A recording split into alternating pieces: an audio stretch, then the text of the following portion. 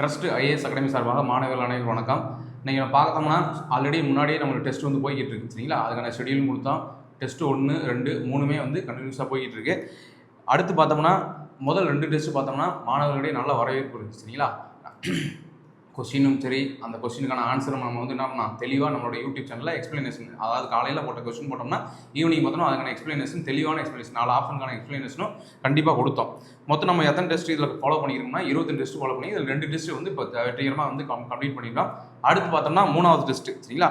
3வது டெஸ்ட் நம்ம அடுத்து என்ன படிக்கணும் அப்படின்னு சொல்லி பார்க்கும்போது, நீங்கள் ஆல்ரெடி முன்னாடி 6th ஃபஸ்ட் டேர்ம் முடிச்சிருப்பீங்க, அடுத்து செகண்ட் டேர்ம் முடிச்சிருப்பீங்க, அடுத்து தேர்ட் டேர்ம் நம்ம என்னைக்கு அந்த எக்ஸாம் நடக்க போனால் வரக்கூடிய 9ஆம் தேதி தான் அந்த எக்ஸாம் நடக்க போகுது.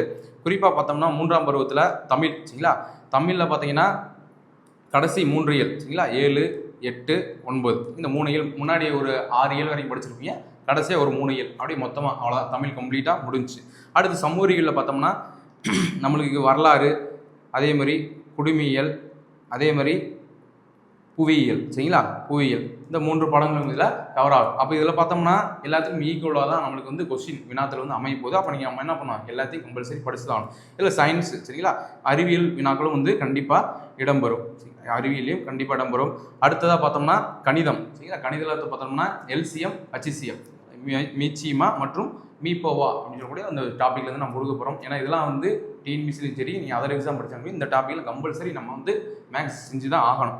அப்போ என்ன பண்ணுறீங்க, நல்லா படிச்சுட்டு நம்ம தரக்கூடிய கொஸ்டினை வந்து காலையில் கொடுத்துருவோம். நல்லா டெஸ்ட் போட்டுட்டு அதை ஒரு பிரிண்ட் அவுட் எடுத்து டெஸ்ட் போட்டுட்டு ஈவினிங் என்ன பண்ணுவேன், நாங்கள் கூட எக்ஸ்பிளனேஷனை நீங்கள் டெஸ்ட் போட்டு பார்த்தீங்கன்னா அந்த கொஸ்டினை வந்து நாங்கள் கூடிய விளக்கங்களை நோட் பண்ணிட்டே ஆகும். ஏன்னா இதுக்கு முன்னாடி நாங்கள் 2 கொஸ்டின் கொடுத்தா மாணவர்கள் என்ன பண்ணாங்க, பிரிண்ட் போட்டு அதை தெளிவாக அந்த கொஸ்டினை வந்து எழுதி வச்சுருக்காங்க சரிங்க. ஏன்னா ஏன் அதை எழுத சொல்கிறோம்னா, கடைசியில் வந்து ரிவிஷன் பண்ணுறதுக்கு அது ரொம்ப பயங்கர ஹெல்ப்ஃபுல்லாக இருக்கும். அதுக்கு தான் சொல்கிறோம் மாணவர்கள்ட்ட, ஒரு கொஸ்டின் கொடுக்குறோமா, ஒரு பிடிஎஃப் கொடுக்குறோமா, அதை பிரிண்ட் போட்டு கையில் எடுத்து வச்சு நாங்கள் கொடுக்குற எக்ஸ்பிளனேஷனை தெளிவாக மட்டும் 4 ஆப்ஷன் வந்து நோட் பண்ணி வச்சு சரிங்களா. அதுதான் உங்களுக்கு கடைசியில் ரிவிஷன் பண்ணுறதுக்கு பயங்கர யூஸ்ஃபுல்லாக இருக்கும் சரிங்களா. நன்றி.